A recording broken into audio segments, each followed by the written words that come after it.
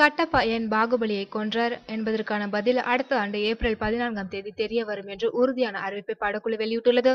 கடந்த ஆண்டு வெளியாகி உலக அளவில் 600 கோடியை வசூலித்து சாதனை செய்த படம் பாகுபலி. 600 கோடியை வசூலித்ததன் மூலம் இந்தியாவில் அதிக வசூலை குவித்த 3வது படம் என்ற பெருமையையும் பாகுபலி பெற்றது. இதனால் இப்படத்தின் 2வது பாகத்திற்கு உலகம் முழுவதும் ஒரு பெரிய எதிர்பார்ப்பு நிலவி வருகிறது. இந்நிலையில் இப்படத்தின் வெளியீடு தேதியை படக்குழு தற்போது அறிவித்துள்ளது.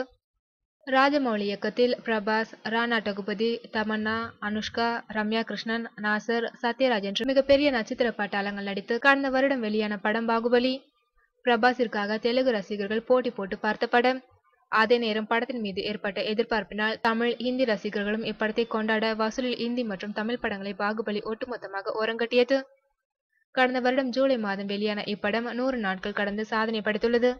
கடந்த 2015ஆம் ஆண்டின் விடை தெரியாத முக்கிய கேள்விகளில் கட்டப்பா ஏன் பாகுபலியை கொன்றார் என்பதே பிரதானமாக இடம்பெற்றது. இந்த கேள்விக்கான விடை 2வது பாதியில் தான் தெரிய வரும் என்பதால் ரசிகர்கள் பலரும் பாகுபலி 2ற்காக காத்திருக்கின்றனர். ஆனால் படக்குழு இந்த படத்தின் வெளியீட்டு தேதியை அடிக்கடி மாற்றி விளையாடி கொண்டிருக்கின்றது. இந்நிலையில் ஹாலிவுட் பாணியில் தற்போது 2017ஆம் ஆண்டு ஏப்ரல் 14ஆம் தேதி வெளியாகும் என்று படத்தின் VFX நிறுவனத்தை சேர்ந்த சித்தார்த் ஐயர் தனது சமூக வலைதள பக்கத்தில் தெரிவித்துள்ளார்.